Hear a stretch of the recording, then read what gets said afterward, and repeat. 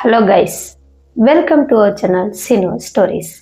இன்னைக்கான நிகழ்வு, நம்மள நிறைய பேத்துக்கு நள்ளிரவில் பயணம் செய்யணும் அப்படின்னா நிறையவே பயம் இருக்கும். என்ன காரணம்னா, நிறைய ஆக்சிடென்ட்டுகள் ரோட்ல நடக்குது. அந்த ஆக்சிடென்ட்ல இறந்து போன ஆன்மாக்கள் நம்ம பின்னாடியே வந்தா எப்படி இருக்கும், அந்த மாதிரிலாம் நமக்கு நிறைய தாட்ஸ் இருக்கும். அதுலேயே நிறைய பயந்துருப்போம். அதே மாதிரி தான் இன்னைக்கான நிகழ்வில் கதிர் அப்படின்ற ஒரு நள்ளிரவில் அவங்களோட சொந்த ஊருக்கு கிளம்பியிருக்காரு. போகிற வழியில் இவரும் தைரியமாக தான் போயிருக்காரு. ஆனால் அந்த தைரியம் ரொம்ப நேரம் நிலைச்சு நிற்கலை. அவருக்கு நடந்த அமானுஷத்தினால அந்த தைரியம் அத்தனையும் ஜீரோவாக மாறியிருக்கு. அவருக்கு என்ன நடந்துச்சு அப்படின்றத வீடியோ தொடர்ந்து பார்த்து தெரிஞ்சுக்கப்படும். இன்னைக்கான நிகழ்வு எப்பவும் போல் ரொம்ப ரொம்ப இன்ட்ரெஸ்டிங்காக இருக்கும்போது ஸோ வீடியோவை எந்த இடத்துலையுமே ஸ்கிப் பண்ணாமல் பாருங்கள். வீடியோ பிடிச்சிருந்தா லைக் பண்ணுங்கள், ஷேர் பண்ணுங்கள், கமெண்ட் பண்ணுங்கள். வாங்க கதிர்க்கு என்ன நடந்துச்சுன்றதை வீடியோ தொடர்ந்து பார்த்து தெரிஞ்சுக்கலாம். அதுக்கு முன்னாடி நம்மளோட சினோ ஸ்டோரிஸை மறக்காமல் சப்ஸ்கிரைப் பண்ணிக்கோங்க. கதிர் அப்படின்னு சொல்லக்கூடியவர் சென்னையில் ரொம்பவே ஃபேமஸான ஒரு கம்பெனியில் ஒர்க் பண்ணிட்டு இருந்திருக்காரு. இவருக்குன்னு சொந்தமாக ஒரு காரும் வச்சுருந்துருக்காரு. இவங்களோட சொந்த ஊர் மதுரையில் இவங்களோட ஊர் திருவிழா போட்டிருக்காங்க அப்படின்ற காரணத்தினால கதிர் அன்னைக்கு வேலையை முடிச்சுட்டு அதன் பிறகுதான் கிளம்பியிருக்கார். அன்னைக்கு அவர் கிளம்புற நேரம் ரொம்பவே லேட் ஆயிடுச்சு. சரி, ஓகே, பரவாயில்ல அப்படின்னு சொல்லிட்டு இவர் கார் எடுக்கிறாரு. காரில் நல்லபடியாக சென்னை தாண்டுற வரைக்கும் இவருக்கு எந்த ஒரு பிரச்சனையும் இல்லாமல் இருந்திருக்கு. அதே போல் இவருக்கு எந்த ஒரு பயமும் இல்லாமலும் இருந்திருக்கு. தனியாக தான் ட்ராவல் பண்ணுறாரு. அப்போது திண்டிவனம் தாண்டி கொஞ்சம் தூரத்துலேயே ஒரு இடத்துல ஃபுல்லாக க்ரௌடாக நின்றுட்டுருக்காங்க. என்னடா இவ்வளோ க்ரௌடு நின்றுட்டுருக்கே அப்படின்னு கதிரும் கொஞ்சம் ஸ்லோவாக போகிறாருங்க. கார் அப்படியே மெதுவாக ஊட்டிக்கிட்டே பார்த்துட்டு போகிறாரு. அப்போது அங்கே நிறைய போலீஸ் எல்லாம் நின்றுட்டுருக்காங்க. இந்த வழியாக போக முடியாது, நீங்கள் வேற ஒரு வழியாக போங்க அப்படின்னு வேற ஒரு பாதையை காட்டியிருக்காங்க. அப்போ கதிர் என்னங்க ஆச்சு என்ன அப்படின்னு எல்லாம் கேட்பாங்க இல்லையா, அதே மாதிரி கேட்டிருக்காரு. அப்படி கேட்கும்போது அந்த போலீஸ் இந்த இடத்துல பெரிய ஆக்சிடென்ட் நடந்திருக்குப்பா, அதனால நீங்கள் வேற ஒரு பாதையில் போங்க அப்படின்ற மாதிரி சொல்லியிருக்காரு. அப்போ கதிரும் சரி ஓகே வேறு பாதையில் போகலாம் அப்படின்னா போலீஸ் காட்டினா அந்த பாதையில் போக ஆரம்பிச்சிருக்காருங்க. ஆனால் இருந்தாலும் ஆக்சிடென்ட் ஆகியிருக்கு இல்லையா, அது எந்த மாதிரி ஆக்சிடென்ட்டு, யார் இறந்துட்டாங்க, என்னென்னலாம் நம்ம பார்க்கணும் அப்படின்றது ஒரு ஆர்வம் இருக்கும் இல்லையா. அதே மாதிரி தான் கதிரும் அந்த கார்லேருந்து இறங்கி அந்த ஆக்சிடென்ட் ஆன இடத்துக்கு போகிறாரு. போயிட்டு அங்கே எல்லாம் பார்க்குறாருங்க. ஒரு கார் ஆக்சிடென்ட் தான். அந்த காரில் ஃபேமிலியோடு வந்திருக்காங்க. ஒரு பையன், ஒரு பொண்ணு, ஒரு சின்ன குழந்தை, இந்த மாதிரி வந்திருக்காங்க. அந்த பையனும் பொண்ணும் பேசிக்கிட்டு வரும்போது யதார்த்தமாக முன்னாடி வந்த அந்த லாரியில் இடித்து ஆக்சிடென்ட் ஆகியிருக்கு. அந்த இடத்துலையே அந்த பொண்ணு இறந்து போயிட்டாங்க. இந்த பையனும் அந்த குழந்தையும் சீரியஸாக இருக்காங்க அப்படின்னு ஆம்புலன்ஸில் ஹாஸ்பிட்டல் எடுத்துகிட்டு போயிருக்காங்க. இந்த விஷயங்கள் எல்லாம் கேதர் பண்ணிவிட்டு அதன் பிறகு கதிர் அவரோட காரை எடுக்கிறாரு. காருக்குள்ளே ஏறும்போதே இவருக்கு கொஞ்சம் பயமாகவும் இருந்திருக்கு. ஆக்சிடென்ட் ஆகிருக்கே, நம்ம வேற போய் பார்த்துட்டு வந்துட்டுப்பேன், அந்த பொண்ணு வேற இறந்துட்டாங்கன்னு சொல்கிறாங்களே, ஒருவேளை அந்த ஆன்மா இங்கே தான் இருக்குமோ அப்படின்ற மாதிரி அவருக்குள்ளே தோண ஆரம்பிச்சிருக்கு. இவர் நிறைய விஷயங்கள்லாம் கிராமத்தில் வளர்ந்ததுனால கேட்டிருக்காருங்க. இந்த மாதிரி இறந்து போன இடத்துல தான் அந்த ஆன்மா இருக்கும் அப்படின்ற மாதிரிலாம் நிறைய கதைகள் கேட்டிருக்காரு. அதனால தான் அவருக்கு அந்த மாதிரியான எண்ணங்களும் வந்திருக்கு. இதையெல்லாம் பொருட்படுத்தாமல் மீண்டும் அவர் ரொம்ப தூரம் போகணும் இல்லையா, மதுரை வரைக்கும் போகணும் இல்லையா, அதனால் இதை பற்றி நம்ம நினச்சோம் அப்படின்னா நம்ம இவ்வளோ தூரம் போக முடியாது, மைண்டை ரிலாக்ஸ் பண்ணணும் அப்படின்றதுக்காக காரில் ஏறி உட்காந்துக்கிட்டு பாட்டு போட்டுட்டு அந்த வேறொரு பாதையில் போகிறாருங்க. அந்த பாதை பார்த்தீங்கன்னா ஃபுல்லாக அடர்ந்த புளிய மரங்களாக நிறைஞ்ச ஒரு இடமா இருக்குது. அந்த இடம் போகும்போது நிறைய வாகனங்கள்லாம் போயிட்டு வந்துட்டு தான் இருக்குது. அதனால ஒன்றும் பிரச்சனை இல்லை. இவர் போகும்போது இவரோட அந்த ஹெட்லைட் வெளிச்சத்தில் தூரத்தில் ஏதோ ஒரு உருவம் போகிற மாதிரி இருந்திருக்கு. அந்த உருவம் நடந்து போகிற மாதிரி தெரியலை. அதுக்கு பதிலாக அந்த உருவம் அப்படியே லேசாக காற்றுல பறந்து போகிற மாதிரி இருக்குது. ஒரு அடி எடுத்து வைக்கிறதும் ரொம்ப தூரமாக எடுத்து வைக்கிற மாதிரியும் இருந்திருக்கு. இந்த விஷயங்களை பார்த்துக்கிட்டே கதிர் கொஞ்சம் நடுக்கத்தோட பயத்தோடையே அந்த காரை ஓட்டிகிட்டு போயிட்டு இருந்திருக்காரு. சரியாக அந்த உருவத்தை கிராஸ் பண்ணுற அந்த இடம் வந்ததுமே கதிர் திரும்பி கூட பார்க்கலையாங்க. அது எதுவாக இருந்தாலும் பரவாயில்ல அப்படின்னு திரும்பி பார்க்காமலே காரை கிராஸ் பண்ணி வந்துட்டார். அந்த உருவத்தை தாண்டி வந்துட்டார்.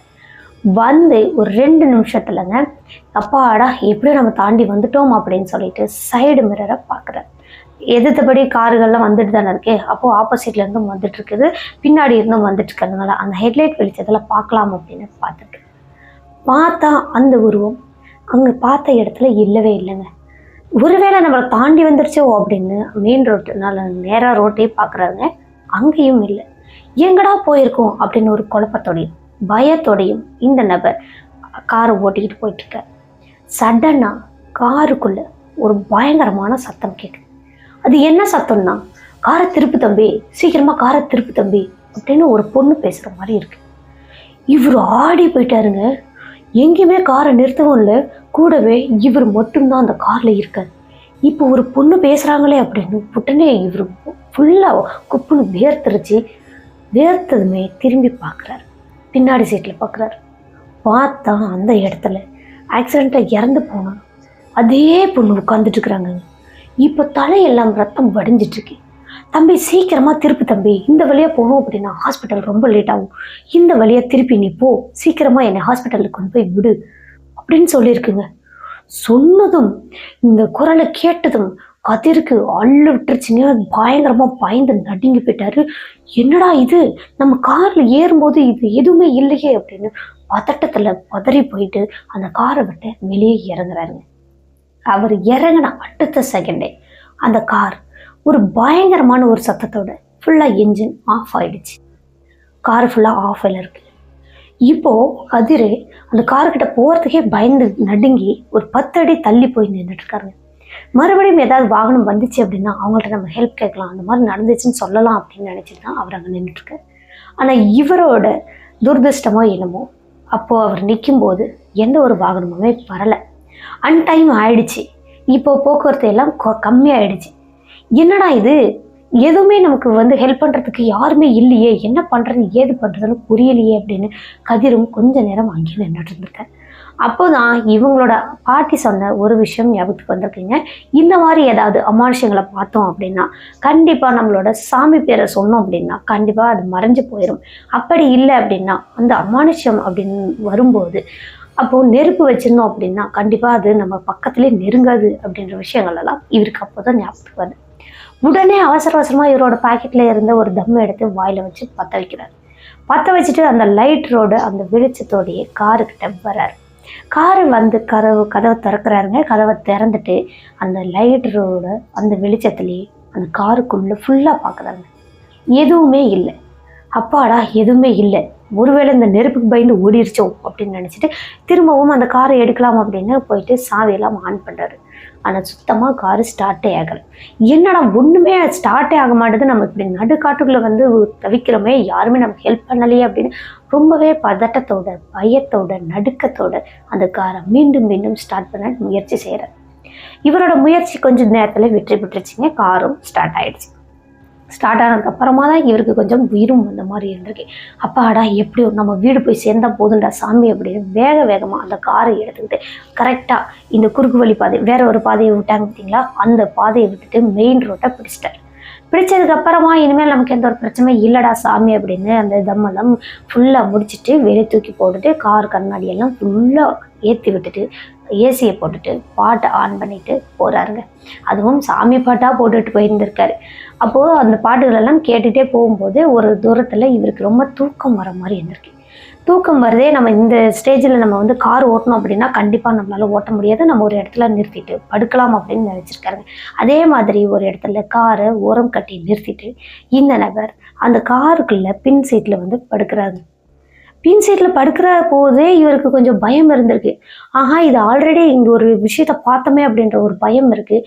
இருந்தாலும் இப்போ தான் எதுவுமே இல்லையே அப்படின்னு நினச்சிட்டு இந்த நபர் அவரோட மொபைலில் சாமி பாட்டுகளை ஆன் பண்ணி விட்டுட்டு இவர் நல்லா தூங்குறாருங்க. நல்லா ஆழ்ந்த தூக்கத்துக்கே போயிட்டாருங்க. ஒரு கட்டத்துக்கு மேலே அந்த செல்ஃபோனில் அந்த பாட்டு வருது பார்த்திங்கன்னா, அது எதுவுமே கேட்கல. ரொம்ப அமைதியாக இருந்திருக்கு. அந்த டைமில் இவரோட காருக்கு மேலே டம்மு டம்மு டம்முன்னு யாரோ தட்டுற மாதிரி சத்தம் கேட்டிருக்குங்க. இந்த சத்தத்தை கேட்டதும் பதறி அடிச்சுக்கிட்டு அப்படியே ரொம்ப ஆழ்ந்த தூக்கத்தில் இருக்கும்போது திடீர்னு சத்தம் கேட்டால் எப்படி இருக்கும், அது மாதிரி ஒரு பயந்து அடிச்சுட்டு எழுந்திருக்கிறார். எழுந்துட்டு சுற்றி பார்க்குறாருங்க, யாருமே இல்லை. ஆனால் இவருக்கு நல்லாவே கேட்டிருக்கு அந்த டம்மு டம்முன்ற சத்தம். என்னடா எதுவுமே யாருமே இல்லாத இடத்துல எப்படிடா இது மாதிரி சத்தம் கேட்கும் அப்படின்னு யோசனை பண்ணிக்கிட்டு மொபைலை பார்க்குறாருங்க. மொபைல் ஸ்விட்ச் ஆஃப். ஐயோ சுவிட்ச் ஆஃப் ஆயிடுச்சா, இப்போ டைம் என்னன்னு தெரியலையே, என்னதான் பண்ணுறது அப்படின்னு வேகமாக காரை விட்டு கீழே இறங்கலாம் அப்படின்னு முயற்சி செய்கிறாரு. அப்போதான் மறுபடியும் அந்த டம்மு டம்முன்ற சத்தம் கேட்குது. எங்கேருந்து கேட்குதுன்னு பார்த்தீங்கன்னா அந்த காருக்கு மேலேருந்து தான் கேட்டிருக்கு. இந்த சத்தத்தை கேட்டதும் இந்த நபர் என்ன நினச்சிட்டாரு, கதிர் என்ன நினச்சிட்டாருன்னா, அந்த காருக்கு மேலே நாயோ அல்லது குரங்கோ ஏதோ ஒன்று ஓடும் போல, அதனால தான் இந்த மாதிரி இருக்குது அப்படின்னு வேக வேகமாக காரை விட்டு கீழே இறங்கிட்டு மேலே பார்க்குறாரு. மேலே பார்த்தா சம்மணங்கால் போட்டு உட்கார்ந்துக்கிட்டு ஒரு பொண்ணு இருக்கிறாங்க. தலையெல்லாம் ரத்தம் வடிஞ்சுக்கிட்டு அந்த பொண்ணு தலைவிரி கோலமாக இருக்கிறாங்க. இந்த உருவத்தை பார்த்ததும் இவருக்கு கத்தணும் போல இருந்திருக்குங்க. ஆனால் இவரால் கத்தவே முடியல. தொண்டையிலேருந்து வார்த்தைகள் வெளியே வரவே இல்லை. ஆனால் இவர் மனசு நினைக்குது, கத்து கத்து வேகமாக கத்து அப்படின்னு நினைக்குது. ஆனால் இவரோட வாய் மூலயமா கத்தவே முடியலை. அப்படியே ஸ்டன் ஆகி அந்த இடத்துல நின்றுட்டாராம். ஒரு 10 நிமிஷமாவது அந்த இடத்துல நின்றுப்பாராங்க. அந்த உருவமானது அந்த கார்லேயே உட்காந்துக்கிட்டே இருந்திருக்கு. சீக்கிரம் வா, என்னை ஹாஸ்பிட்டலில் கொண்டு போய் சேரு, எனக்கு உயிர் போகிற மாதிரி இருக்குது, சீக்கிரம் வா அப்படின்னு அந்த பொண்ணு கூப்பிடுது. ஆனால் ஆல்ரெடி அந்த பொண்ணு இறந்துட்டாங்க. இப்போ அதோட ஆன்மா தான் இந்த வேலைகள் எல்லாம் செஞ்சுட்டு இருந்திருக்கு. கதிர் கொஞ்சம் பயந்த சுபாவத்தோட அவர் பார்த்ததுனாலேயும் என்னமோ தெரியல, இவர் பின்னாடியே அந்த ஆன்மா வர ஆரம்பிச்சிருக்கு. இவரும் முடிஞ்ச வரைக்கும் சாமி பேர்கள் எல்லாம் முணுமுணுத்துட்டே இருந்திருக்காரு, மனசார நினைச்சு வேண்டிகிட்டே இருந்திருக்காரு. 10 நிமிஷத்துக்கு அப்புறமா அந்த உருவம் மெதுவாக ரொம்பவே கேஷுவலாக அந்த கார்லேருந்து மெதுவாக இறங்கி கீழே தொப்புன்னு குதிச்சு நடந்து போதாங்க. ரொம்பவே கேஷுவலாக போயிட்டு இருந்திருக்கு. இந்த உருவம் கதிருக்கு மட்டும்தான் தெரிஞ்சிருக்கு. ஆப்போசிட்டில் வந்த வாகனமும் இந்த கார் நிற்கிது பார்த்தீங்களா, கதிர் நிற்கிதா பார்த்தீங்களா, அந்த சைடு இருந்த வந்த வாகனமும் எந்த ஒரு வாகனத்துக்குமே இது தெரிஞ்சிச்சா தெரியலையான்னு தெரியல. ஆனால் யாருமே காரை நிறுத்தவே இல்லையா, ஸ்லோ கூட பண்ணலையா. இப்போ கதிர் என்ன நினச்சிட்டாருன்னா, இனிமேல் ஒரு நிமிஷம் கூட இந்த இடத்துல நிற்கக்கூடாது. இந்நேரம் நம்ம நின்னோம் அப்படின்னா நமக்கு மறுபடியும் ஏதாவது பிரச்சனைகள் வரதுக்கான வாய்ப்புகள் இருக்குது அப்படின்னு நினச்சிட்டு அந்த இடத்த விட்டு காலி பண்ணினா போதும்னு வேகமாக காருக்குள்ளே ஏறிருக்காரு. காருக்குள்ளே ஏறி காரை ஸ்டார்ட் பண்ணும்போதே அந்த காரு ஃபுல்லாகவே ஒரு பயங்கரமான ரத்த வாடை அடிச்சுட்டே இருந்திருக்கு. இந்த கதிரால் உட்காரவே முடியலங்க. அப்படியே வாந்தி வர அளவுக்கு பயங்கரமான ரத்த ஸ்மெல்லாக இருந்திருக்கு. இந்த ஸ்மெல்லோட அவரால் அந்த காரை ஓட்டவே முடியல. அதனால் உடனே அவர் காரில் வச்சுருந்த ஸ்ப்ரேவை எடுத்து ஃபுல்லாக அடிச்சுட்டு இருக்காரு. அப்போவுமே அந்த ஸ்மெல்லு கொஞ்சம் கூட குறையவே இல்லை. இருந்தாலும் பரவாயில்லை, இதுக்கப்புறம் நம்ம இங்கே இருக்கக்கூடாது அப்படின்ற முடிவோட அவர் காரை ஸ்டார்ட் பண்ணி போக ஆரம்பிச்சிருக்காரு. அப்போ தான் போகும்போது தான் அவர் கவனிச்சிருக்காரு, உங்கள் காரில் இறங்கி போச்சு பார்த்தீங்களா, அந்த இடம் ஃபுல்லாகவே ரத்தமாக இருக்கிற மாதிரி இருக்குது, கையச்சும் காலச்சுமாவே இருக்குது. என்னடா இது, ஏதோ ஒரு மாதிரி ரத்த கரையாக இருக்கிற மாதிரி இருக்கே, என்னவா இருக்கும் அப்படின்னு நல்லா பார்க்கலாருங்க. சேம் அது இறங்கி போனால் அந்த அச்சு தான். இது வீட்டுக்கு போனால் அம்மா கண்டிப்பாக கேட்பாங்களே அப்படின்னு சொல்லிட்டு எங்கே நம்ம நிறுத்துறது என்ன பண்ணுறதுன்னு புரியாமல் வண்டி எங்கேயுமே நிறுத்தாமல் நேராக அவங்களோட ஊருக்கே விட்டுருக்காருங்க. அவங்க அம்மா கவனிக்கிறதுக்கு முன்னாடியே இந்த தண்ணியெல்லாம் ஊற்றி ஃபுல்லாக அதையெல்லாம் தொடச்சி விட்டுட்டு அதன் பிறகு தான் கதிர் அவங்களோட வீட்டுக்குள்ளேயே போயிருக்காரு. வீட்டுக்குள்ளே போயிட்டு நடந்த விஷயங்கள் எதையுமே வீட்டில் சொல்லவே இல்லைங்க. நல்லபடியாக திருவிழாவை முடிச்சுட்டு நம்ம ரிட்டர்ன் ஊருக்கு போனால் போதுன்ற மாதிரி மட்டும்தான் நினச்சிருக்காரு. மீண்டும் அந்த ஆன்மாவால் நமக்கு எந்த ஒரு பிரச்சனையும் இருக்காது அப்படின்ற மாதிரி தான் நினச்சிருக்காரு. அன்னைக்கு ஊர் திருவிழாவுக்காக பசங்கள்லாம் நிறைய பேர் ஊருக்கு வந்திருக்காங்க. அப்போது இங்கே கதிரும் வந்துட்டு நல்லா குளிச்சுட்டு ஃப்ரெஷ் ஆகிட்டு ஃப்ரெண்ட்ஸ் எல்லாம் போயிட்டு பார்த்துட்டு ரிட்டர்ன் சாப்பிட்டு படுத்திருக்காரு. நைட்டெல்லாம் சரியாக தூக்கம் இல்லாதனால நல்லாவே தூங்கிட்டாருங்க. சாயங்காலமாக ஒரு 7 மணிக்கு தான் எழுந்திரிச்சு அவங்களோட ஃப்ரெண்ட்ஸை மறுபடியும் பார்க்கறதுக்காக போயிருக்காங்க. ஃப்ரெண்ட்ஸ் எல்லாம் பார்த்து முடிச்சுட்டு இவர் வீடு திரும்புறதுக்கு மணி 10 மணி. அப்போது இவங்களோட ஊரில் 3/4 பேர் தூங்கிட்டாங்களாங்க. 1/4 பேர் அந்த பக்கம் நடமாடிட்டு இருக்கிறாங்க. அந்த நேரத்தில் கதிரும் வீட்டுக்கு வர்றார். வரும்போது இவங்களோட வீட்டுக்கு முன்னாடி இவங்களோட கேட்டுக்குள்ளேயே கார் நின்றுருக்குங்க. கேட்லேருந்து ஃபஸ்ட்டு கார் மட்டும்தான் கார் தெரிஞ்சிருக்கு, அதுக்கப்புறமா தான் வீடு தெரிஞ்சிருக்கு. அப்போ அந்த காரில் பார்த்தா அங்கே ஏதோ ஒரு உருவம் உட்காந்துட்டுருக்கிற மாதிரி இருக்குங்க. காருக்கு உள்ள பின் சைட்டில் உட்காந்துட்டுருக்கிற மாதிரி இருக்குது. இப்போ கதிர் அந்த வெளிச்சத்தில் நல்லாவே லைட்டெல்லாம் எரிஞ்சிட்டு அந்த வெளிச்சத்தில் பார்க்குறாரு. ஒரு பொண்ணோட உருவன்றது நல்லா தெரியுது, ஆனால் அது யார் அப்படின்றது சரியாக தெரியல. முடியெல்லாம் முன்னாடி விரிச்சு போட்டு முகம் சரியாக தெரியல. என்னடா இது, நம்ம காருக்குள்ளே யாரும் உட்காந்துருக்கிற மாதிரி இருக்கே, நம்ம சொந்தக்காரங்களும் இந்த நேரத்துக்கு வந்திருக்க மாட்டாங்களே, நாளைக்கு தானே வரேன்னு சொன்னாங்க, யாரா இருக்கும் அப்படின்ற ஒரு குழப்பத்தோட கூடவே ஒரு பயத்தோட கதவை அந்த கேட்டை ஓப்பன் பண்ணிட்டு உள்ளே வராரு. உள்ளே வந்துட்டு மொபைலில் டார்ச் ஆன் பண்ணிட்டு அந்த காருக்குள்ளே அடித்து பார்க்குறாருங்க. அங்கே யாருமே இல்லை. கதிருக்கு தூக்கி வாரி போட்டுருச்சு. நம்ம பார்க்கும்போது ஏதோ ஒரு பொண்ணு உட்காந்துருச்சு, இப்போ எதுவுமே இல்லை. ஒருவேளை அங்கே பார்த்தா அதே பொண்ணாக இருக்குமோ, அதே ஆன்மாவாக இருக்குமோ, வீடு வரைக்கும் வந்துருச்சோ அப்படின்ற மாதிரிலாம் நிறைய குழப்பங்கள், பயம். உடனே இவர் அங்கே நிற்கவே இல்லையாங்க, வேகமாக வீட்டுக்குள்ளே ஓடிட்டார். வீட்டுக்குள்ளே போயிட்டு அவங்களோட அம்மா கிட்ட சாப்பிட்டு முடிச்சுட்டு கேஷுவலாக எப்பவும் போல பேசி முடிச்சுட்டு அன்னைக்கு தூங்கிறதுக்கு மணி 12 மணிக்கு மேலே தூங்கி 1 மணி இருக்குமாங்க. அவ்வளோ நேரத்துக்கு இவங்களோட வீட்டு வாசலுக்கு நேரம் ஒரு 4-5 நாய் இருக்குமா. ஃபுல்லாக பயங்கரமாக ஒன்றுக்கு ஒன்று சண்டை போட்டுக்கிட்டு கத்துற மாதிரி, சண்டை போட்டுட்டு இருக்கிற மாதிரி பயங்கர சவுண்டாக இருக்குது. இந்த சத்தம் கதிரோட பெட்ரூம் ஜன்னல் ஓப்பனில் இருந்ததுனால அவருக்கு மட்டும் நல்லாவே தெரிஞ்சிருக்கு. அப்போ இவரால் தூங்க முடியாத அந்த சத்தத்தினால அந்த நாயெல்லாம் துரத்தணுன்றதுக்காக வெளியே வர்றாரு. மெயின் டோரை ஓப்பன் பண்ணிட்டு பார்க்குறாரு, கேட்டுக்கு வெளியே தான் அந்த நாய்கள்லாம் கத்திட்டு இருக்கு. இப்போது அவங்களோட வீட்டை பார்த்தபடி கத்திட்டு இருந்தாரு. அதுங்களுக்குள்ள ஒன்றுக்கு ஒன்று சண்டைலாம் போடலைங்க. இவங்களோட வீட்டோட அந்த கேட்டு பார்த்தல நின்று வீட்டை பார்த்தபடி கத்திட்டு இருந்திருக்கு. இப்போ என்னடா இவ்வளோ நாய்கள் நம்ம வீட்டை பார்த்து கத்திட்டு இருக்குதே அப்படின்னு உள்ளே இருந்து சத்தம் போடுறாரு. அந்த நாய்கள் கொஞ்சம் கூட அசரவே இல்லை. வெளியே அந்த கேட்டு பக்கமாக வந்து கேட்டு தட்டி துரத்தி விட்டுருக்காருங்க. அப்பவும் அந்த நாய்கள் அசர்ற மாதிரி தெரியல. என்ன அந்த நாய்கள் போவே மாட்டேங்குது, என்னடா இது அப்படின்ட்டு இந்த நபரை கல் எடுத்து அடிச்சிருக்காருங்க. அதுக்கப்புறமா தான் வேக வேகமாக அந்த நாய்கள் ஓடி இருக்கு. என்னன்னு தெரியலே, என்னைக்கு இல்லாமல் இன்னைக்கு இத்தனை நாய் வந்து கத்திருக்குதே அப்படின்னு நினச்சிட்டு இவர் அப்படியே கேஷுவலாக திரும்புறாருங்க அரைகுறை தூக்கத்தோட. அந்த காருக்கு மேலே யாரோ உட்கார்ந்துட்டு இருக்கிறாங்க. ஃபுல்லாக கருப்பாக இருக்கிற மாதிரி இருக்குது. இந்த உருவத்தை அரைகுறை வெளிச்சத்தில் பார்க்குறாரு. பார்த்தவர் அதே இடத்துல உறைஞ்சி போயிட்டாரு. அவரோட ஹார்ட் பீட்டே இல்லாத மாதிரி ஃபீல் பண்ணிட்டார். கொஞ்ச நேரத்தில் உடம்பெல்லாம் அப்படி சில்லுன்னு ஆன மாதிரி ஆயிடுச்சாங்க. அந்த உடம்பு வெயிட்லெஸ்ஸாக இருக்கிற மாதிரி ஃபீல் பண்ணியிருக்காரு. அந்த உருவத்தை நல்லா பார்க்குறாருங்க. மறுபடியும் நல்லா கண்ணை மூடி திறந்து பார்க்குறாரு. அப்பவும் அங்கே தான் இருக்குது அந்த கருப்பான உருவம். எங்கேயுமே கொஞ்சம் கூட நகரவே இல்லை. இதுக்கப்புறமா நம்ம தாமதிக்கக்கூடாதுன்னு வேகமாக அம்மான்னு கத்திருக்காரு. எம்மா சீக்கிரம் வாமா அப்படின்னு கத்திருக்காரு. இவர் கத்துன சத்தம் யாருக்குமே கேட்கவே இல்லையாங்க. ஆனால் கதவு வந்து ஓப்பனில் தான் இருக்குது. இவர் வீட்டு பக்கத்தில் நிறைய பேர் இருக்கிறாங்க. இவங்களுக்கும் யாருக்குமே கேட்கல. ஹெல்ப்புக்கு யாருமே எந்திரிச்சு வெளியே வரவே இல்லை. என்னடா இவ்வளோ கத்தனமே யாருமே வரமாட்டாங்களேன்னு வேக வேகமாக வீட்டுக்குள்ளே ஓடலான்னு போகிறாங்க. ஆனால் இவரால் காலை கொஞ்சம் கூட அசைக்கவே முடியல. அந்த உருவம் அந்த கார் மேலே இருந்து தொப்புன்னு குதிக்குது. குதித்த உருவம் 4 காலில் நடந்து வருதுங்க. கையும் கீழே ஊனி காலும் முட்டி போட்டு இந்த குழந்தைங்களாம் தவழ்ந்து வருவாங்களே அந்த மாதிரி வருதுங்க. வந்து கதிருக்கு பக்கமாக நெருங்கி வந்துட்டு அப்படியே எழுந்து நின்றுச்சாங்க. அது ஒரு பொண்ணோட உருவம். சேம் அவர் ஆல்ரெடி பார்த்த அதே உருவம் தான்.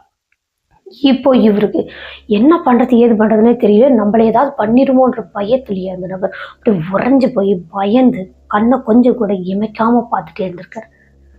அந்த உருவம் இவரோட பக்கமாக நெருங்கி வருதுங்க. ஆனால் இவரை தொடர்றதுக்கு வருது, தொட முடியல. அப்படியே காற்றுல கரைஞ்சி போயிடுச்சு.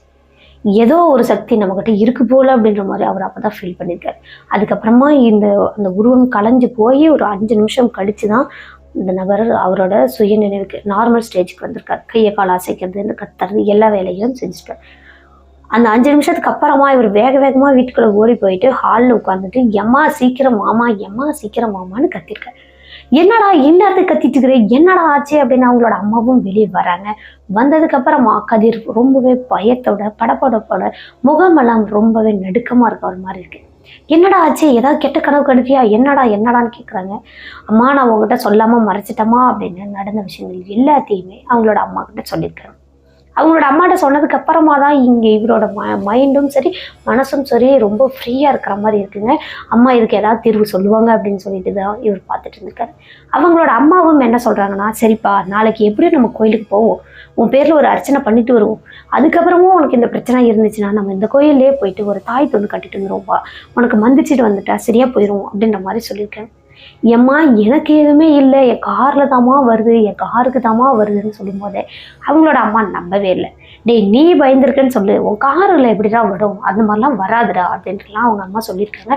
ஆனால் கதிர் விடாபடியா இல்லவே இல்லை, என் காரில் தான் இருந்துச்சு, நான் வா காட்டுறேன் அப்படின்ட்டு போய் அந்த காரை காட்டுறாரு. காட்டும் போது லைட்லாம் போட்டு காட்டுறாங்க. அங்கே இந்த இடத்துல ரத்தம் இருக்கும் பாரு அப்படின்ற மாதிரி அந்த மேலே உட்காந்துச்சு பார்த்தீங்களா காருக்கு மேலே, அந்த இடத்துலலாம் காட்டுறாரு. அங்கே எதுவுமே இல்லை. அப்புறம் இந்த இந்த இடத்துலலாம் ரத்தக்கரை இருந்துச்சுமா, நான் வந்ததுக்கப்புறமா நான் உனக்கு தெரியாமல் இதெல்லாம் தண்ணி ஊற்றி கழுவணுமா அப்படின்னு சொல்கிறாங்க. எதுக்கடா இந்த மாதிரி நடுராத்திரியில் புலம்பிட்டு இருக்கேன், உனக்கு என்ன, நாளைக்கு போய் நம்ம அர்ச்சனை பண்ணிட்டு வரலாம் அப்படின்ற மாதிரி அவங்களோட அம்மாவும் சொல்கிறாங்க. இல்லைம்மா நான் சொல்கிறத நம்புமான்னு சொல்லிட்டு அந்த கேட்டு பக்கம் திரும்புகிறாரு கதிர். இவரோட கண்ணுக்கு மட்டும்தாங்க தெரிஞ்சிருக்கு அந்த இடத்துல ஒரு பொண்ணு நிற்கிறாங்க. அந்த பொண்ணு சிரிச்சிட்டு இருக்கிறாங்க. இப்போ இவங்களோட அம்மாட்ட, அம்மா அங்கே பாருமா, அங்கே தான் நிற்கிது, இங்கே பாருமா, அங்கே தான் நிற்கிது, என்னை பார்த்து சிரிக்குது, சீக்கிரமா பாருமா அப்படின்னு கூப்பிட்டு காட்டிகிட்டே இருக்காருங்க. இவங்களோட அம்மாவுக்கு எதுவுமே தெரியல. ஆனால் கதிருக்கு நல்லாவே தெரிஞ்சிருக்கு அங்கே ஒரு உருவம் இருக்குது அப்படின்றது. அம்மா நீ வேணா சீக்கிரமாக போயிட்டு ஒரு விளக்கமாறு இல்லை ஏதாவது எடுத்துட்டு வையேன், அங்கே தூக்கி போட, அங்கே தூக்கி போட அப்படின்னு சொல்கிறாரு. அவங்களோட அம்மாவும் வெளியே வாசல் கூட்டுற விளக்கமாறு கையில் எடுத்து அவர் சொன்ன இடத்துல தூக்கி போடுறாங்க. அங்கே தூக்கி போட்டால் அந்த உருவம் ஒரு பயங்கரமாக சத்தம் மட்டும் கேட்டிருக்குங்க. இவங்களோட அம்மாவுக்கு சத்தம் மட்டும் கேட்டிருக்கு. ஆனால் இங்கே கதிருக்கு தெரிஞ்சிருக்கு அந்த பொண்ணு கத்திக்கிட்டே ஓடி இருக்கிறது. அந்த விளக்குமார் மேலே பட்டதும் ஓடிடுச்சு. இப்போ உனக்கு சத்தம் கேட்டுச்சா இல்லையாம்மா, அது அங்கதாம்மா நின்றுச்சு அப்படின்ற விஷயத்த கதிர் மறுபடியும் சொல்ல அவங்களோட அம்மாவும் சரி அப்படின்னு ஒத்துக்கிட்டாங்க. ஏன்னா அவங்களும் அந்த சத்தத்தை கேட்டுட்டாங்க. இதுக்கப்புறமா நம்ம இதை தாமதிக்க கூடாது அப்படின்னு வீட்டுக்குள்ள போயிட்டு கதவெல்லாம் சாத்திட்டு திருநீரை வச்சு விட்டுட்டு அன்னைக்கு விடியவே கதிரும் அவங்களோட அம்மாவும் ஹால்லேயே தான் இருந்திருக்காரு. கதிர் அவங்களோட அம்மாவை உட்கார சொல்லிட்டு இவர் மட்டும் தூங்கியிருக்காங்க. அவங்களோட அம்மாவும் அப்படியே லேசாக கண்ணை செஞ்சுட்டாங்க. இப்படியே அன்னைக்கு விடிகிற வரைக்கும் இருந்திருக்காங்க. விடிஞ்சதுக்கு அப்புறமா காலையில் குளிச்சு முடிச்சுட்டு வீடெல்லாம் தொடச்சிட்டு இவங்க கோயிலுக்கும் கிளம்புறாங்க. அவங்களோட ஊர்லேயே திருவிழா தானே, அந்த கோயிலுக்கு போயிட்டு சாமியெல்லாம் கும்பிட்டு முடிச்சுட்டு இங்கே இந்த நபர் ஒரு அர்ச்சனையும் பண்ணிட்டு எனக்கு இந்த மாதிரி தான் பிரச்சனை அப்படின்றத அங்கே பூசாரிட்டு சொல்லி மந்திரிச்சிட்டும் வந்திருக்காங்க. மந்திரிச்சிட்டு வந்ததுக்கு அப்புறமா கதிருக்கு எந்த ஒரு பிரச்சனையும் இல்லையான்னு பார்த்தீங்கன்னா மந்திரிச்சிட்டு அன்னைக்கு வீட்டுக்கு வந்துட்டாங்க. வந்ததுக்கு அப்புறமும் இங்கே கதிருக்கு உடம்பெல்லாம் ரொம்ப டயர்டாகவே இருந்திருக்கீங்க. இது நாள் வரைக்கும் இந்த அளவுக்கு டயர்டாக இருந்ததே கிடையாது. கண்ணு முழிச்சு வேலை பார்த்து அன்னைக்கு கூட இந்த மாதிரி டயர்டாக இல்லை. ஒரு மாதிரி கண்ணெல்லாம் எரியிற மாதிரி தலை சுத்தல் இருந்துகிட்டே இருக்கு. கூடவே இவருக்கு கை காலெல்லாம் வலிச்சுட்டே இருந்திருக்கு. இதையெல்லாம் இவங்களோட அம்மாட்ட சொல்லிட்டு அன்னைக்கு கோயிலுக்கு போகிறதுக்கு மறுத்துட்டார். அன்னைக்கு நைட் பூஜைக்கு போகிறதுக்கு மறுத்துட்டார். இருந்தாலும் பரவாயில்ல, வாடா அப்படின்னு ரொம்ப வற்புறுத்தி அவங்களோட அம்மா கூட்டிகிட்டு போகிறாங்க. அன்னைக்கு நைட்டு பூஜை அப்போ அங்கே சுற்றி நின்று சாமி கும்பிட்டவங்கள ஒருத்தவங்களுக்கு சாமி வருது. சாமி வந்துட்டு நேராக ஒரு பெரிய குச்சி, ஒரு லேசான மெல்லிசான குச்சி தாங்க, ஆனால் கொஞ்சம் நீட்டமான குச்சி, அதை எடுத்து கதிர் தலையில இருந்து கால் வரைக்கும் அட்டின்னு அடிக்கிறாங்க. அடிச்சு கொஞ்ச நேரத்துல அந்த அம்மா பேசுறாங்க. என் பையனை விட்டுட்டு போயிரு, என்னோட குடும்பம் இது, என் குடும்பத்துக்குள்ள நீ எப்படி வருவ அப்படின்ற மாதிரி கதிரை பார்த்து பேசிட்டு நல்லா அடிச்சு முடிச்சுட்டு அதுக்கப்புறமா இவங்களோட அம்மாவை பார்த்து சொல்லியிருக்காங்க. கதிரோட அம்மாவை பார்த்து சொல்லியிருக்காங்க, இவன் பின்னாடியே அவ வந்திருக்கா, அதனாலதான் இவனுக்கு உடம்பு சரியில்லை, நீ எதுக்கும் பயப்படாத, நான் இருக்கிற வரைக்கும் இவனை எதுவுமே பண்ண முடியாது, நான் இவனை கட்டி காக்குவேன் அப்படின்ற மாதிரி அவங்களோட அம்மா கிட்ட அந்த அருள்வாக்கு சொல்லியிருக்கு. சொன்னதுக்கு அப்புறமா இனிமேல் எந்த பிரச்சனையும் இருக்கக்கூடாது, இவன் வெளியே வேலைக்கு போற பையன் அப்படின்னும் கேட்டிருக்காங்க. அதுக்கும் அந்த சாமி அந்த அம்மா சொல்லியிருக்காங்க, அந்த எலுமிச்சை பழங்கள் எல்லாம் வந்துருச்சு, திருநறையும் வந்துருச்சு, இதை நீ எப்பவுமே உன் கையிலேயே வச்சுக்கோ, கையிலன்னா அந்த பாக்கெட்லேயோ அல்லது இவர் எடுத்துகிட்டு போகிற பேக்லேயோ எதுலேயோ ஒன்றில் கண்டிப்பாக இருக்கணும் அப்படின்ற மாதிரி சொல்லியிருக்காங்க. கூடவே இந்த காரில் தானே பிரச்சனையாக இருந்துச்சு, அதனால் அந்த பூசாரியையும் கூப்பிட்டு ஒரு தண்ணியை மந்திரிச்சும் கொடுத்துட்டாங்க. இதை நீ கார் ஃபுல்லாக தெளித்து விட்டுட்டு அதன் பிறகு தான் காரை எடுக்கணும் அப்படின்றதையும் சொல்லியிருக்காங்க. சரி ஓகே அப்படின்னு இங்கே கதிரும் நன்றி சொல்லியிருக்காருங்க. அதுக்கப்புறமா இவங்களோட அம்மா கிட்ட இன்னொரு விஷயத்தையும் சொல்லியிருக்காங்க. என்னன்னு பார்த்தீங்கன்னா, இந்த திருவிழா கடைசி முடிகிற வரைக்கும் வெளியே எங்கேயுமே போகக்கூடாது, இந்த பையனை இங்கேயே தான் வச்சிருக்கணும், இந்த ஊருக்குள்ளேயே தான் வச்சிருக்கணும், கண்டிப்பா எல்லையை தாண்டி போனோம் அப்படின்னா அந்த பொண்ணோட அம்மா மறுபடியும் வரதுக்கான வாய்ப்பு இருக்குன்ற மாதிரியும் சொல்லியிருக்காங்க. அதே மாதிரி ஊர் திருவிழா முடிகிற வரைக்கும் கதிர் வெளியே எங்கேயுமே போகலையாங்க. ஊர் திருவிழா முடிஞ்சு 2 நாள் கழிச்சு தான் கதிர் அங்கே வீட்டுல இருந்து வேலைக்கு கிளம்பியிருக்காரு. கூடவே அந்த தீர்த்த மாதிரி ஒன்று கொடுத்தாங்க பார்த்தீங்களா, அதையெல்லாம் கார் ஃபுல்லாக தெளிச்சு விட்டு இவங்களோட வீட்டுல இருந்து எல்லா இடமும் தெளிச்சு வச்சுருக்காங்க. கூடவே கதிர் சென்னையில் தங்கியிருக்காரு பார்த்தீங்களா, அந்த ரூமுக்கும் அந்த தண்ணீர் கொஞ்சம் ஸ்டாக் வச்சுருந்துருக்காங்க. அந்த திருநீர், அந்த எலுமிச்சப்பழம் எல்லாத்தையுமே பேக்கில் எடுத்து போட்டுட்டு அதன் பிறகுதான் கதிர் அவங்களோட வேலைக்கு கிளம்பியிருக்காரு. அங்கே வேலைக்கு போனதுக்கு அப்புறமும் கூட அவங்களோட ரூமில் போயிட்டு ஃபஸ்ட்டு ஒரு சாமி ஃபோட்டோ வாங்கி வச்சுருக்காங்க. டெய்லி அந்த சாமி ஃபோட்டோவுக்கு கற்பூரம் பத்திக்குச்சி ஏற்றி சாமி கும்பிட ஆரம்பிச்சிருக்காரு. அந்த தீர்த்தத்தையும் ஃபுல்லாக அந்த இடத்துல தெளிச்சுட்டு இருக்காரு. அதுலேருந்து இவருக்கு எந்த ஒரு பிரச்சனையுமே இல்லாமல் இருந்திருக்கு. ஆனால் கனவுல கூட நான் நினைக்கவே இல்லை எனக்கு இந்த மாதிரி ஒரு அமானுஷம் நடக்கும்னு. நிறைய ஃப்ரெண்ட்ஸு சொல்லி கேள்விப்பட்டிருக்கேன். ஆனால் எனக்கே நடக்கும்போது தான் அதோட அந்த எக்ஸ்பீரியன்ஸ், அந்த வழிகள் எல்லாம் எனக்கு புரியுது அப்படின்ற மாதிரி நமக்கு இந்த நிகழ்வை கதிர் அப்படின்றவங்க தான் சொல்லியிருக்காங்க. இந்த நிகழ்வை சொன்ன கதிர்க்கு ரொம்ப நன்றி சொல்லிக்கலாம். இது மாதிரியான தொடர்ந்து ரியல் லைஃப் கோஸ்ட் இன்சிடென்ட்டாக கேட்கணும் அப்படின்னா நம்மளோட சினோ ஸ்டோரிஸை மறக்காமல் சப்ஸ்கிரைப் பண்ணிக்கோங்க. மறக்காமல் இந்த வீடியோ எப்படி இருந்துச்சுன்னு கமெண்ட் பாக்ஸில் கமெண்ட் பண்ணுங்கள். நிறைய பேர் அந்த ஹைப் அப்படின்ற ஆப்ஷனை கிளிக் பண்ணுறதே கிடையாது. போன வீடியோவிலே சொல்லியிருந்தேன் எத்தனை பேர் ஹைப் பண்ணுறீங்கன்னு பார்க்கலான்னு. ஆனால் நிறைய பேர் ஹைப் பண்ணாமலே தான் பார்த்துருக்கீங்க. ஒரு சிலர் மட்டும் ஹைப் பண்ணியிருக்கீங்க. அவங்க எல்லாருக்குமே ரொம்ப நன்றி சொல்லிக்கிறேன். ஓகே கைஸ், இது மாதிரியான ரியல் லைஃப் கோஸ்ட் இன்சிடென்ட் உங்களுக்கோ அல்லது உங்கள் ஃப்ரெண்ட்ஸ் அண்ட் ரிலேட்டிவில் யாருக்காவது நடந்திருக்கா? அப்போது அதை நம்மளோட சேனலில் வீடியோவாக பார்க்கணும் நீங்கள் ஆசைப்படுறீங்களா? என்னோட வாட்ஸ்அப் நம்பர் கொடுத்துருக்கேன். கண்டிப்பாக நீங்கள் அதில் வாய்ஸ் மெசேஜாவோ அல்லது மெசேஜாவோ டைப் பண்ணி அனுப்பலாம். கண்டிப்பாக அந்த நீங்கள் நம்மளோட சேனலில் வீடியோவாக பார்க்க முடியும். ஓகே நண்பர்களே, மீண்டும் ஒரு திகிலான ஹாரரான ரியல் லைஃப் கோஸ்ட் இன்சிடென்ட்டோட அடுத்த எபிசோடில் சந்திக்கிற வரைக்கும் உங்களிடமிருந்து விடைபெறுவது உங்கள் சினோ ஸ்டோரிஸில் நான் உமா. டாடா பாய்.